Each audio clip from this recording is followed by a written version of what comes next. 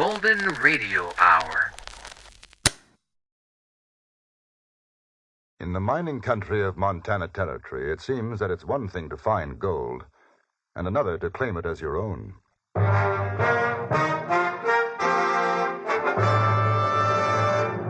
Frontier Gentlemen.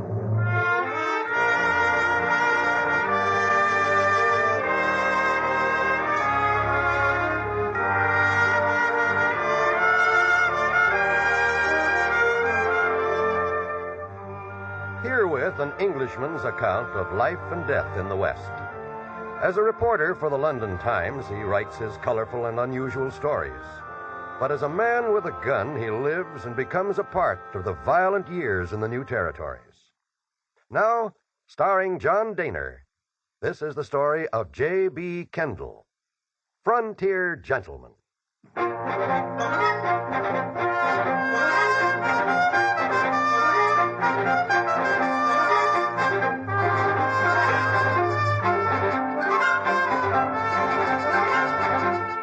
I'd been traveling along the Mullen Wagon Road in Montana Territory, and I was looking forward to reaching Helena before dark when my horse began to go lame. And I realized I faced the prospect of camping out for still another night. I had just rounded a bend in the trail when I saw the small figure plodding along on foot ahead of me. He carried a pack on his back, and as I drew nearer, I saw that he was no more than a boy, 17 or 18. Hi. Hello. Going into Helena? Yes, but I don't think I'll get there tonight. Horse has gone lame. Oh. Yeah, right foreleg, huh? Yes, he slipped off a rut a mile or so further back. Too bad. Thought I might get a ride with you. There's been many wagons along today. No. How far have you walked? Mostly from Fort Benton. Got a couple of rides day 4 yesterday. Say,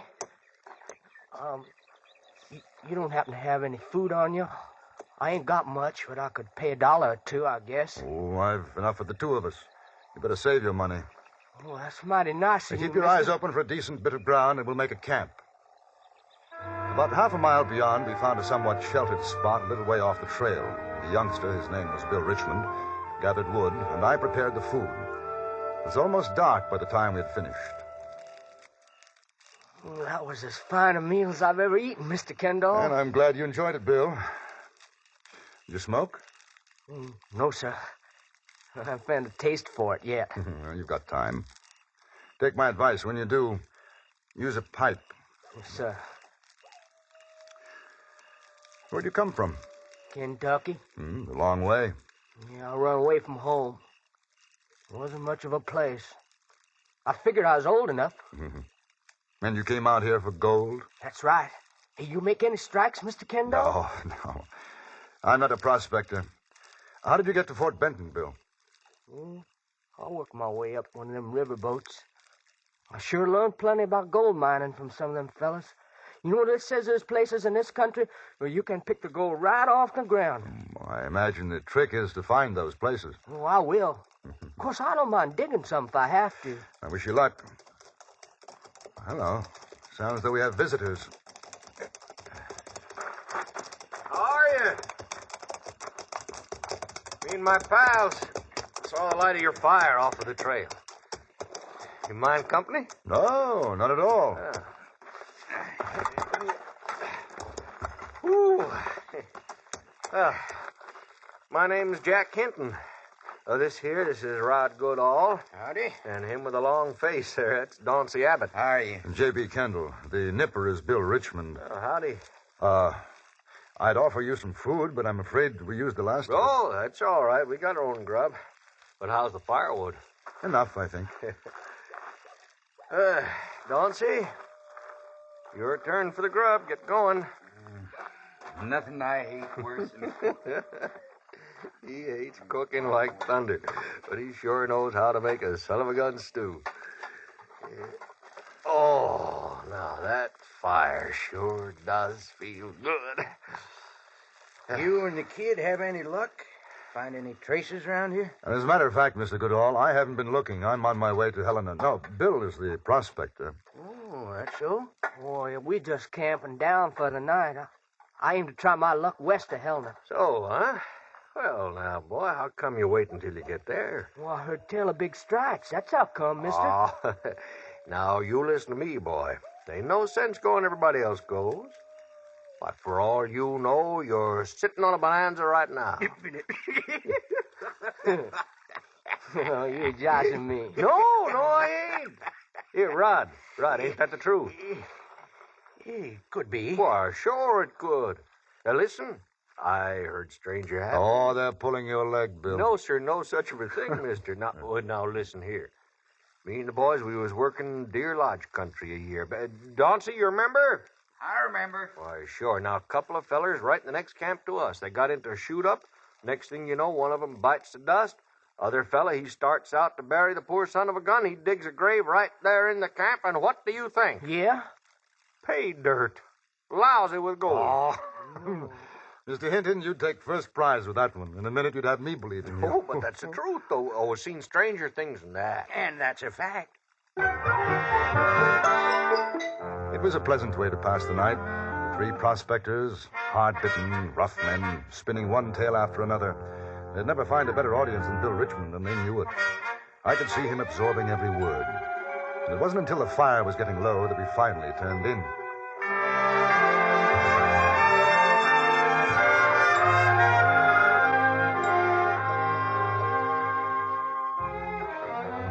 At first, I thought I heard the shouting in my dreams. I found it! And then Found it! I knew that I was awake, and it was beginning to grow light in the east. Struck it! I struck it, Mr. Kendall! Looky here! I'm rich! I made it! What are you talking about, Bill? Just like they said here! I found it! Found what? The gold! The gold! Oh, boy, what's it gold? What? Look, Mr. Hinton! Mr. Hinton, sir, look here, gold. Gold? All night I thought about what you told me, you know? All them stories.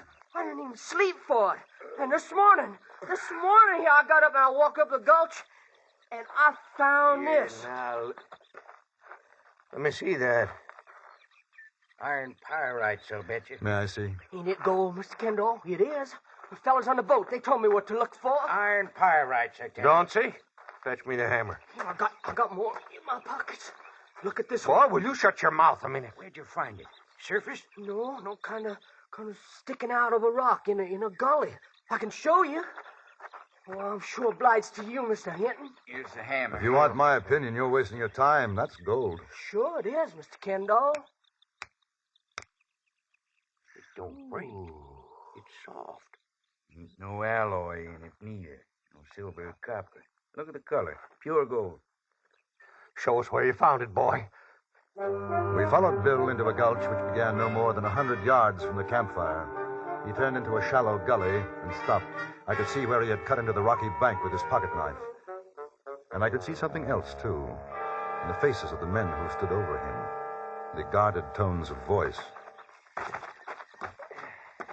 Bill, I would say that you've hit it.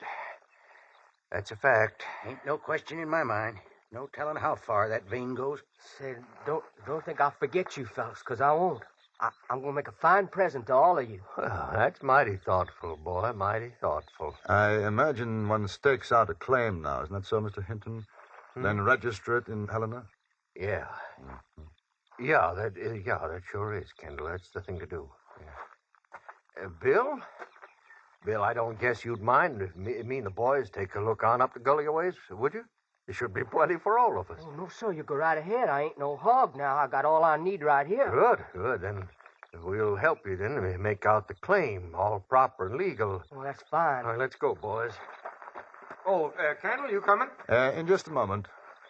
Mr. Kendall, listen. I owe you plenty picking me up, sharing your food with me and all. I'm cutting you in for a share of this. Oh, no. It's yours.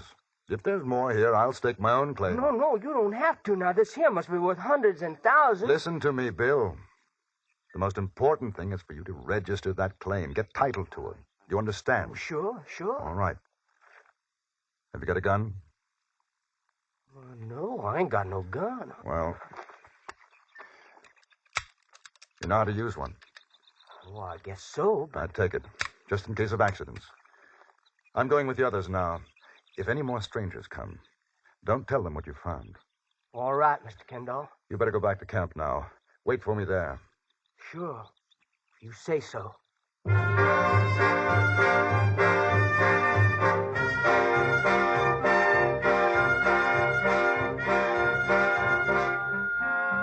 I stayed with the three prospectors almost the whole day.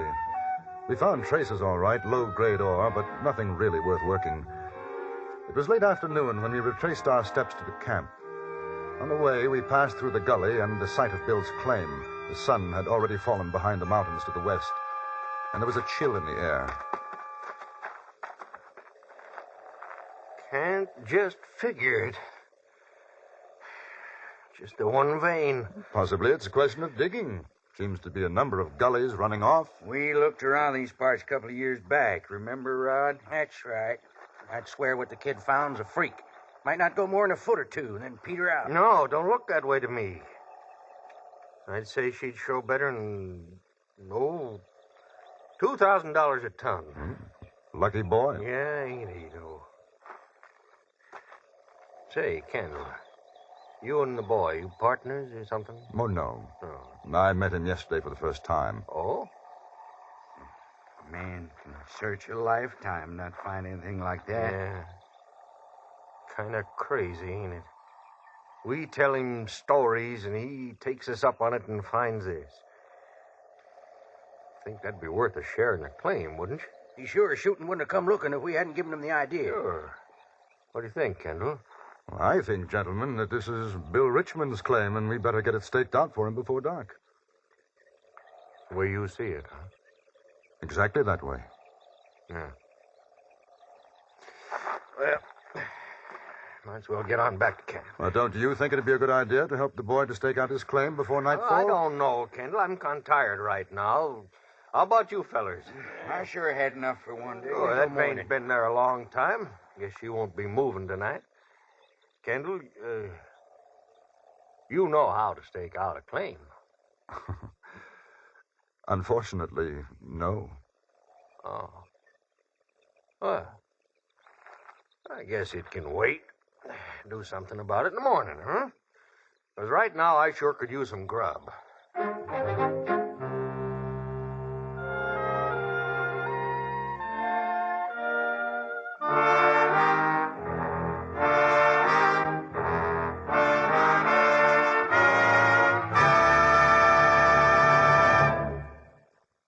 In a moment, we return to Frontier Gentlemen. A suspense story starring Agnes Moorehead and the latest action-packed adventure with insurance investigator Johnny Dollar are two of the exciting dramas waiting for you on CBS Radio today. If you like your listening on the thrilling side, don't miss Agnes Moorehead on Suspense. And don't miss Johnny Dollar's tense tangle with a spy ring on most of these same stations today. And now we return you to Anthony Ellis' production of Frontier Gentlemen.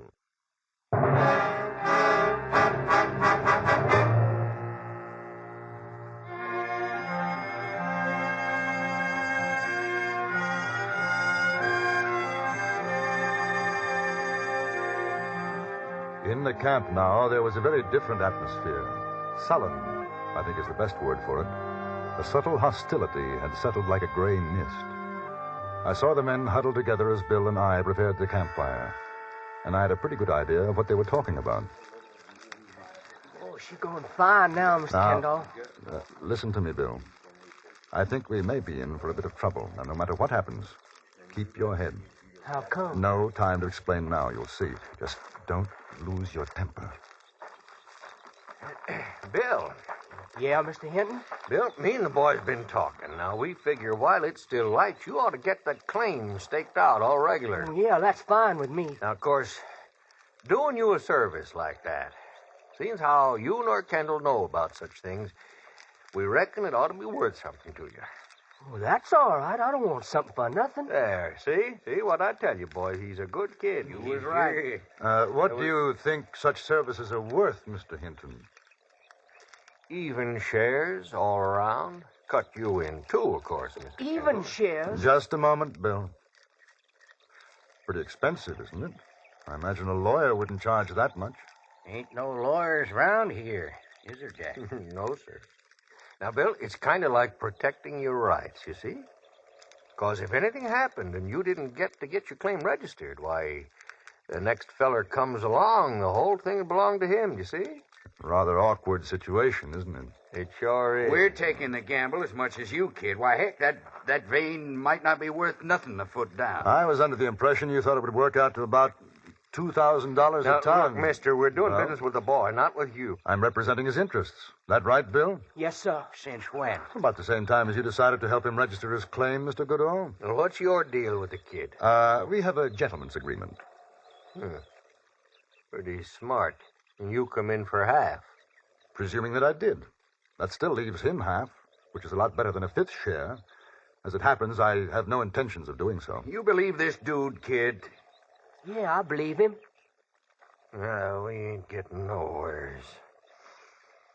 Don't see much we'll get going on the grub. I did it last night. Well, do it again. It ain't my turn. Come over here. You too, Rob. Have you got the gun on you, Bill? Yeah, stuck in my belt here. And keep your jacket buttoned. Don't let them see it. You figure they're going to take my gold away from me, Mr. Kendall? I think they'll make a good try. Well, I ain't going to let them. Keep your voice down. I'm sorry, sir. That sure gets me mad, though. I heard about claim jumpers, but I never expected to run into them this quick. The price of fame and fortune. Well, they're going to have to kill me to get mine. Well, let's hope it doesn't come to that. The conference is over. All right, me and the boys got an offer to make. Happy to listen to any offer. You and the kid take 50%, we take 50%. I'll make you a counteroffer. You take nothing, I take nothing. Bill takes all. You see, I told you. Now, look, mister, you ain't in no position to make an offer. Till that claim gets registered, it don't belong to no one. Now, if me and the boys decide to stake it out for ourselves, what are you going to do about it? I imagine there'd be some shooting, don't you? You only got one gun. We got 3. Would you like to draw first? No, ain't no use that kind of talk. Now, nobody's talking about a shoot-up. We just want what's rightfully ours. We told the kid where to look. That makes us equal partners. I don't think so. Oh, no, sir. If the kid rides in to get someone out to stake that claim for him, you know we got a right to take over while he's gone. If I let you, It ain't your strike. he'll give me power of attorney in writing. You bet I will. What's he talking about? Are you a lawyer? No. Of course, maybe you'll ride to Helena. Leave him here. Very doubtful. All right, now see how it is then? We got all the grub. You got none. We can just sit it out and wait. By and by, you'll get so hungry you'll sell us the whole thing for some eats. Did you ever stop to consider that the wagon trail is not very far away? All Bill has to do is to wait for someone to come along. I wouldn't be surprised if there were 1 or 2 honest men who would give him a hand staking his claim. I'd be happy to stay here while he's gone. All right, Kendall, all right. All right, you win. I guess we know when we're licked. Huh? Boys, we'll pull out. How come? Shut your mouth, Donsie. Say we'll pull out. Kendall's right. Kid found it. It's his claim. And just to show you, Mr. Kendall, that there's no hard feelings, we'll leave you some of our grub. How's that? Extremely kind. Well, I'll pay for it, Hinton. What do you figure it's worth? No, kid, it's a present to you. To make up for what we tried to do to you. Sort of a conscience salve, huh? Yeah, that's right. Yeah. Well, come on, boys. Let's get moving. I didn't have the heart to laugh at Hinton's clumsy attempt to put us off guard. They packed their belongings and within 10 minutes were riding off down toward the Mullen Road. At the same time, I had no illusions about our somewhat uncomfortable position. You figure they'll come back? I think there's no doubt of it. I'm sure glad I got this here gun, then. I hope you don't have to use it. Y'all want me to get started on the grub? Yes, you might as well.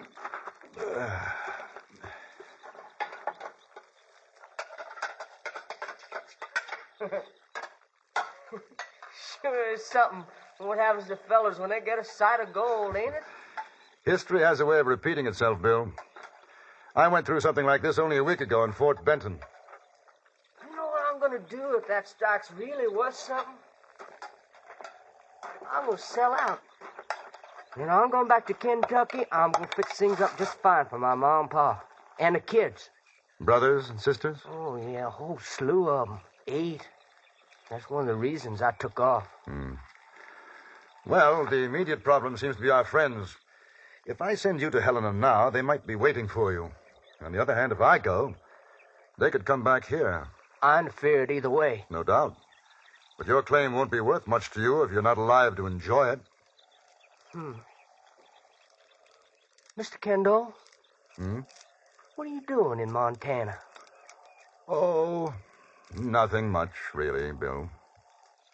I think the word is drifting. I drift about, do a little writing for a newspaper in London. London, England? Mm-hmm. So, you know something? I never did learn reading and writing. That's something else I'm going to do when I get back. It's a good idea. But we'd better make preparations to make sure you do go back. As far as I could determine, their most likely line of approach would be up a shallow draw. We packed everything we could find under our blankets to make it appear we were asleep in the clearing. An hour passed. The moon rose. Mr. Kendall. Yes. Yes, I heard it. Take out your gun, but don't shoot unless I tell you to. All right, sir. And keep down behind the brush. Now, boys, get him.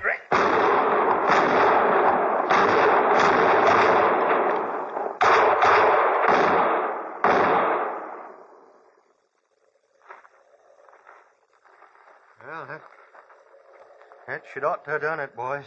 No. What? Wait a minute. It ain't them under the blankets. It ain't. Just a lot. Drop your of guns, fellas gentlemen. Stand just where you are. We was just coming back to see you was all right. Your thoughtfulness shatters me. Told you it wouldn't work. Pick up their guns, Bill. Sir. Now, gentlemen, we'll wait until it's light enough. Then you are going to stake out a claim. It'll be in the name of William Richmond. Are there any objections? Good. All right, make yourselves comfortable. And then while we're waiting, perhaps you'd like to tell us some more stories.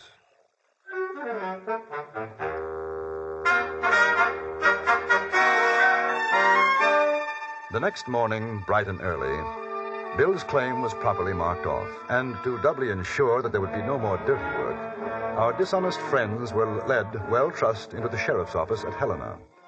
Bill's strike didn't make him a great fortune, but it was enough to take him home a richer man than he came out. I allowed him, under the circumstances, to reward me, and he did, very fairly. $1,000.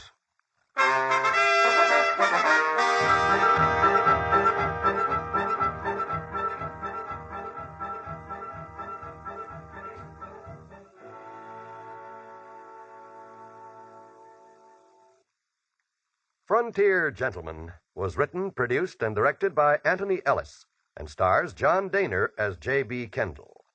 Featured in the cast were Eddie Firestone, Larry Dobkin, Jack Moyles, and Vic Perrin. Music was composed and conducted by Wilbur Hatch.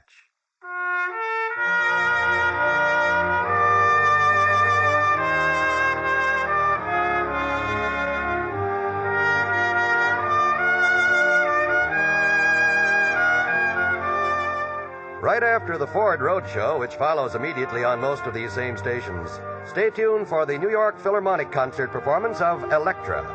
And join us again next week for another report from the Frontier Gentleman.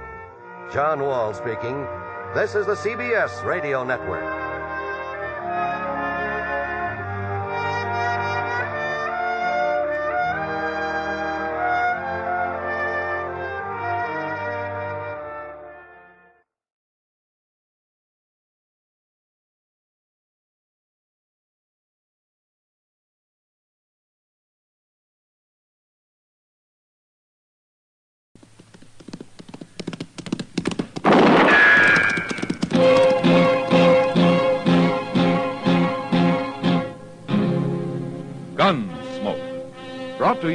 by L&M, the modern cigarette that lets you get full, exciting flavor through the modern miracle of the pure white Miracle Tip. Live modern.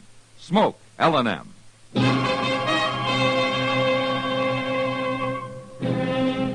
Around Dodge City and in the territory on West, there's just one way to handle the killers and the spoilers, and that's with a U.S. Marshal and the smell of gun smoke.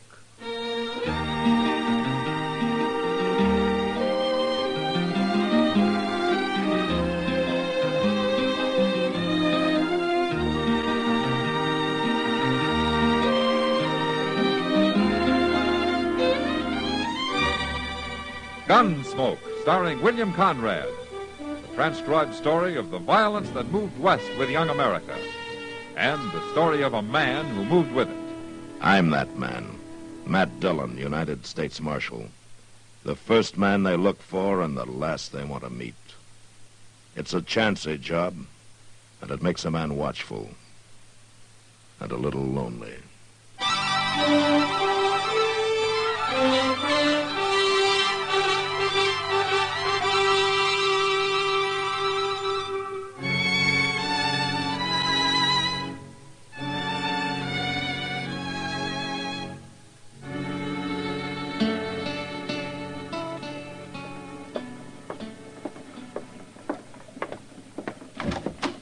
Mr. Dillon?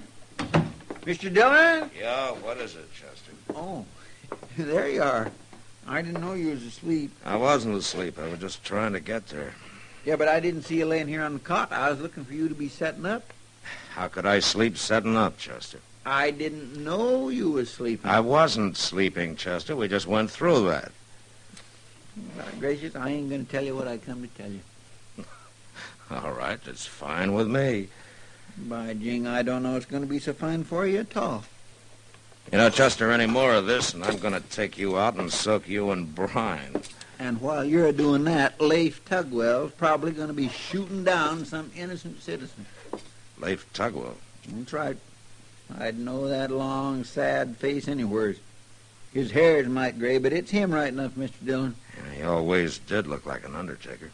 Well, he orter. He's buried enough men. Yeah, maybe, but at least he never went looking for trouble. He always managed to find it without looking. I don't like no part of him, Mr. Dillon. Well, I'll go have a talk with him. Where is he? He went up to Doc's office. And if I was you, when he comes out, I'd tell him to keep right on going. All the way back to Texas. I've known Leif Tugwell a long time, Chester. I know him when he helped clean up San Antone, and they're mighty proud of him down there. He's no cheap gunman to be told to get out of town. All right, then, ask him to leave, because if you don't, Mr. Dillon, there'll be trouble as sure as shooting.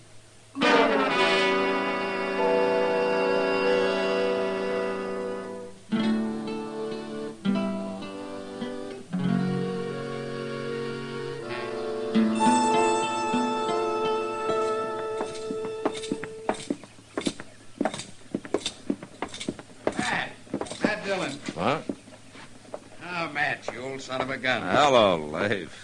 I heard they pinned a badge on you. Well, I was just on my way up to Doc's to see you. Oh, it's Chester Proudfoot. Hi, son. Don't believe I heard about you. Well, I've heard an awful lot about you, Mr. Tugwell. Well, you don't have to call me mister, son. And you don't have to call me son. I'm old enough to have saw you kill a man back in Abilene. Never mind, Chester. Why don't you go on over to the Long Branch and have a beer, huh? I'll just do that, Mr. Dillon. By golly, I'll just do that. Kind of feisty, ain't he? Well, it's not so much that, Leif. He just doesn't like trouble, that's all. And neither do I. But you think I do, huh? Oh, I know better than that. But I'd appreciate it if you took particular pains to steer clear of it while you're here in Dodge. I won't start anything, Matt. Oh, good. Then we won't worry about it. We? That'd be quite a show. You and me could almost charge admission. Yeah, maybe you could, Leif. But one of us would be winding up using his cut for a burial. Come on, I'll buy you a beer. I don't think so, Matt. No? Now who's getting feisty? Look, I carry a gun, sure. If I'm a little faster than the next, it's because I've had to be. But I never killed a man who wasn't trying to kill me first. Is that against the law in Dodge? No, it isn't. But we got a big population up on Boot Hill, Leif. And I'm interested in keeping it from getting any bigger. So am I. By exactly one. Me.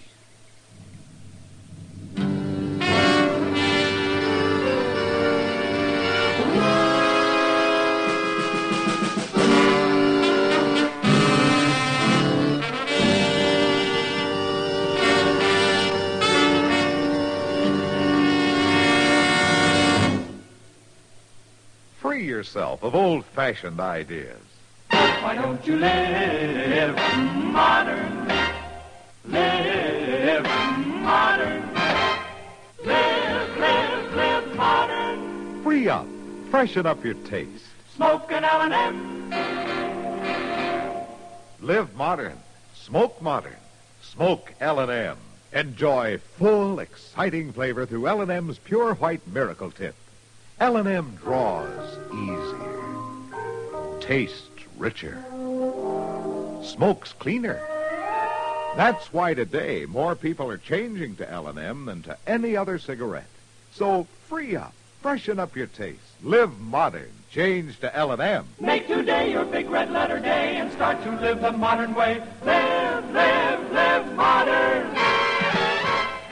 Smoke an L&M. It's America's fastest growing cigarette.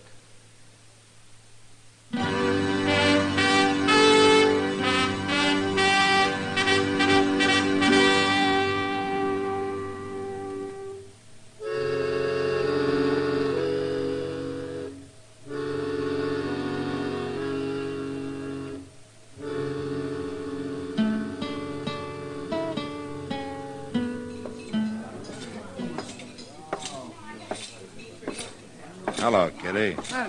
Well, Matt, I didn't see you come in. Oh, that's probably because you weren't looking. Well, no. After all, what do I care about who comes in here as long as I got money to spend? You can be more friendly than that. Only to my friends. Thank heaven most of our customers aren't. Oh?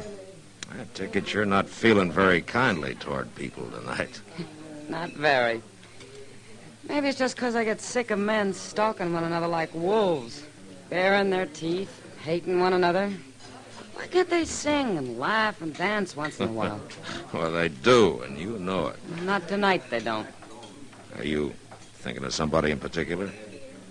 Well, that one doesn't help. No, who? That fellow at the bar. The one with a face like a hound dog. Look at the space on each side of him. You'd think it was poison. He is, Kitty. That's Leif Tugwell. Oh. He seems quiet enough for a man with his reputation. And it's his reputation I'm worried about. Every would-be gunman in Kansas would like to be able to say that he'd taken Leif Tugwell.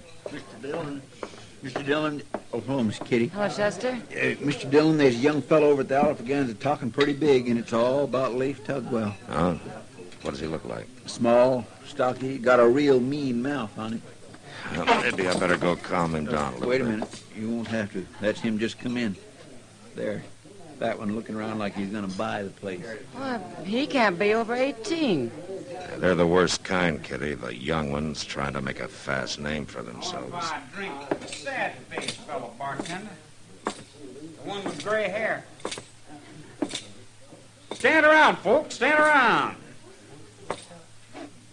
I suppose you all didn't know there was a famous man here tonight. You're going to drink with me, Tugwell. Son, I don't think Mr. Tugwell wants to drink with you.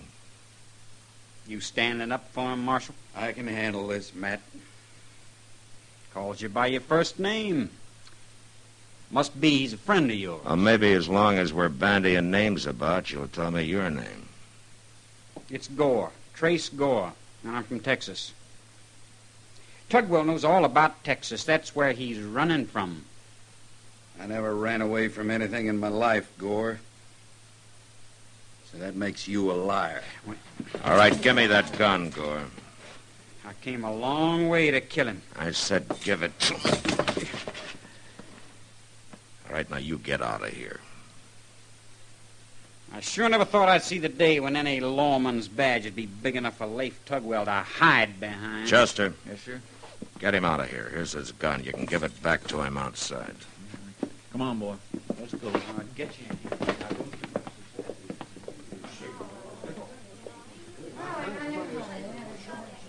You shouldn't have done that, Matt.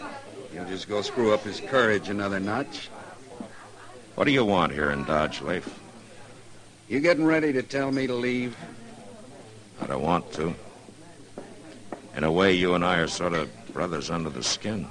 We're what? You were a marshal in San Antone, Leif. Now, why don't you make my job easier for me? I'll tell you something, Matt. A man gets tired of running from a lot of would-be gunmen that ain't dry behind the ears. This ain't the first time Gore's tried it on with me. You mean he followed you here? All the way from Sweetwater. I pinned his ears back with a bottle down there. This time it'll have to be with a .45. Aren't you forgetting something, Leif? Yeah, what? About steering clear of trouble while you're here?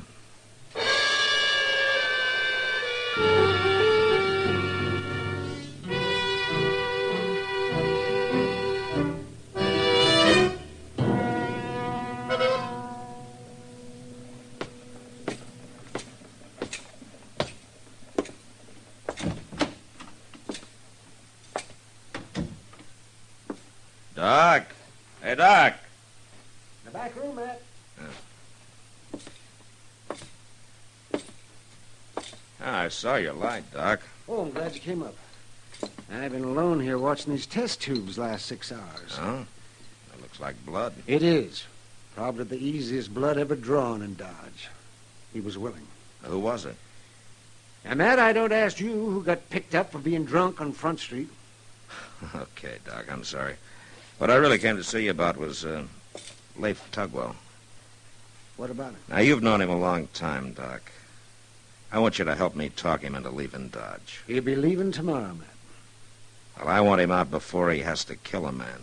And tomorrow may be too late. I promised Leif a while ago I wouldn't discuss this, but under the circumstances, I better tell you.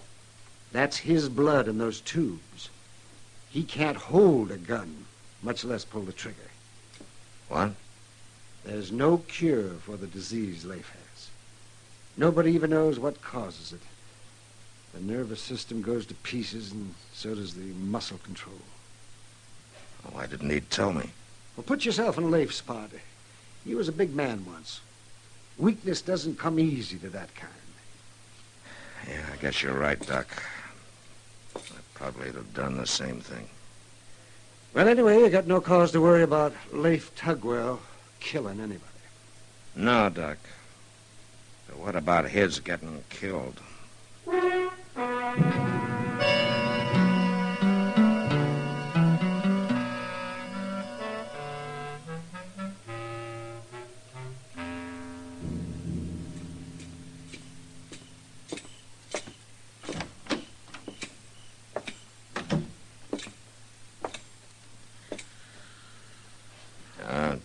Chester. Hmm?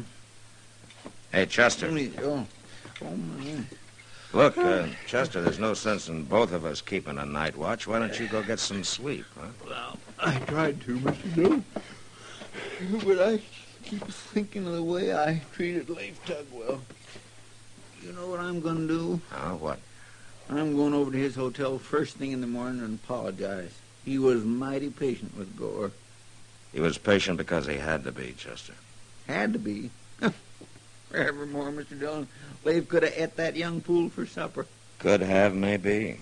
But not now. He's a sick man, Chester. He can't even use a gun anymore. He tell you that? No, but Doc did.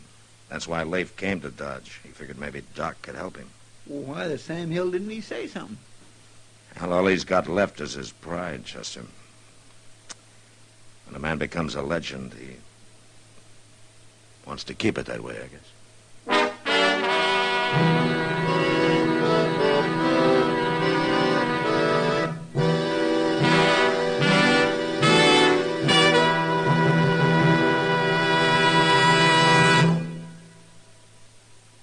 Free yourself of old-fashioned ideas.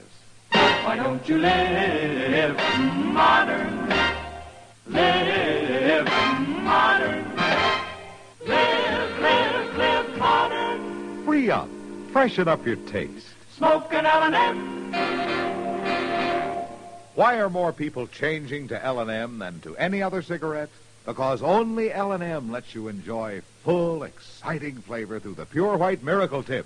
L&M draws easier, tastes richer, smokes cleaner.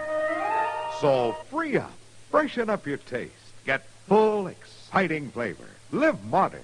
Smoke L&M. Make today your big red letter day and start to live the modern way. Live, live, live modern. Smoke an L&M. It's America's fastest growing cigarette.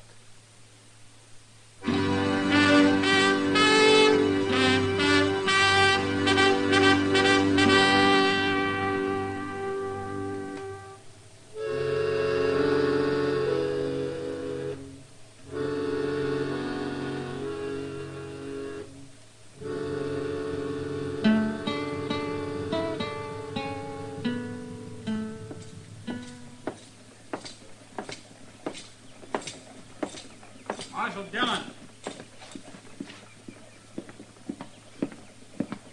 Marshal, Yeah, what is it, Gore? that hotel across the street. That's where Leif Tugwell's staying. Oh, is it? Now, you know it is, Marshal. And I know he's got to come out sometime. Did you hear what he done to me? He said something about it. He shamed me. Hit me with a bottle right in front of the whole town of Sweetwater. He only did it to keep from killing you, son. You got it wrong, Marshal. It's me he's going to kill him. Why don't you go back to Texas, Gore? Oh, I will, Marshal. I will. I know you're kind, Gore. You listen to too many lies around a campfire. You got no hair on your face, but you blow yourself up to the size of a man. You got no call talking to me this way. You shut up and listen. Now, being cock of the walk isn't all you've got it figured to be. You talk a lot about killing, but there's being killed, too, and you're dead a long time. Is that all, Marshal? Yeah, that's all. Think I'll go get me a drink. Join me? No, thanks. I'm superstitious.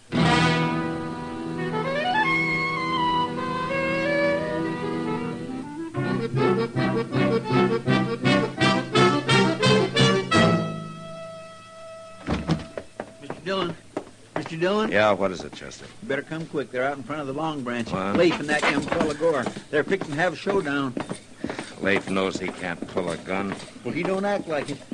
How are you going to stop him? That's Gore I'm going to stop. Leif doesn't need stopping. Yeah, you wait here, Chester. Yes.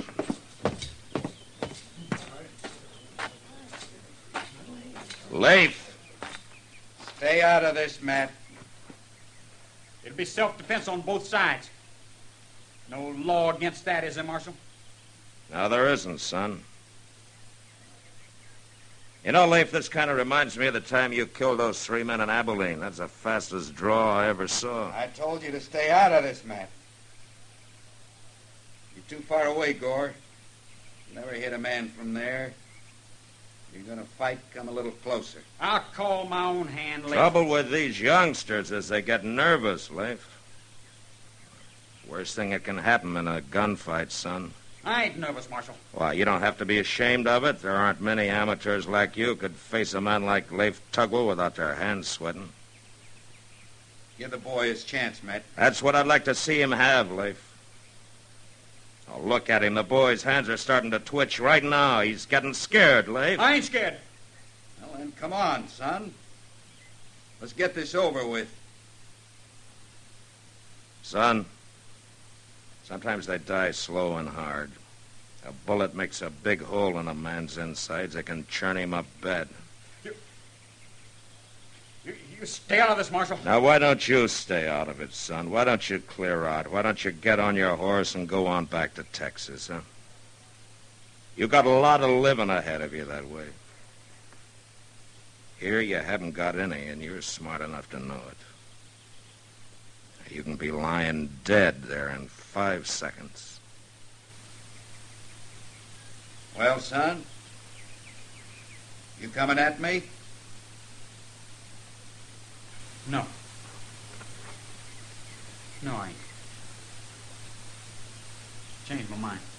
When you do like the marshal says, you go on home. Yeah.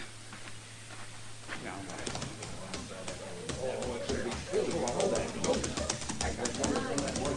All right, folks. The show's over. Now, why don't you all go about your business, huh? Go on. I guess I'll be moving along, Matt. Back to Texas? No, not this time. Maybe I'll go out to California, get myself a small spread, and sit under a tree. Use your words. I'll have a lot of living ahead of me that way. Yeah, I think you would have. Goodbye, Mr. Tugwell. You don't have to call me Mr. Son. Goodbye, Matt. Goodbye, Leif.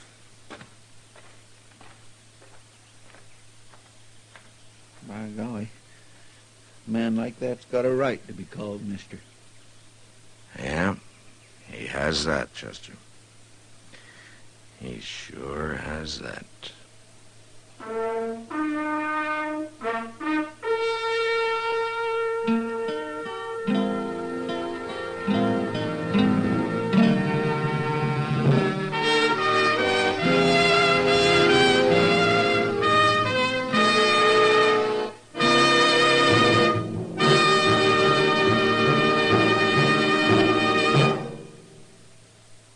In a moment, our star, William Conrad.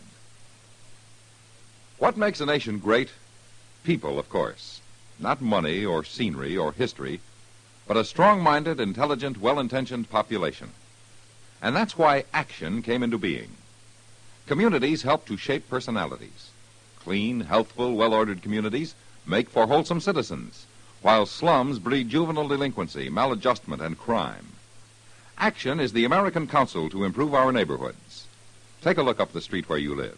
Is it well lighted? Are sidewalks in good repair? Is garbage disposal efficient? Note the appearance of the buildings. Are they well kept, painted when necessary? And how about the local school, the shopping center nearby, the playgrounds? If an unbiased inspection reveals the signs of blight setting in around your home, CBS Radio suggests you write Action, Box 20, Radio City Station, New York City, for information how you and your neighbors can work together to improve your homes and the whole community. That's Action, Box 20, Radio City Station, New York City. And now, William Conrad. You know, scattered along the frontier, there were Plains Indians of many tribes: Pawnee, Kiowa, Cheyenne, Arapaho, Sioux. But next week, a citizen of Dodge nearly dies because of a Great Lakes Indian, a Delaware. And that was the West. Gunsmoke. Produced and directed by Norman McDonald, stars William Conrad as Matt Dillon, U.S. Marshal. The script was specially written for Gunsmoke by William Lester, with editorial supervision by John Meston. The music was composed and conducted by Rex Corey. Sound patterns by Tom Hanley and Bill James. Featured in the cast were Vic Perrin and Sam Edwards. Parley Bear is Chester, Howard McNear is Doc, and Georgia Ellis is Kitty. Join us again next week for another specially transcribed story on Gunsmoke.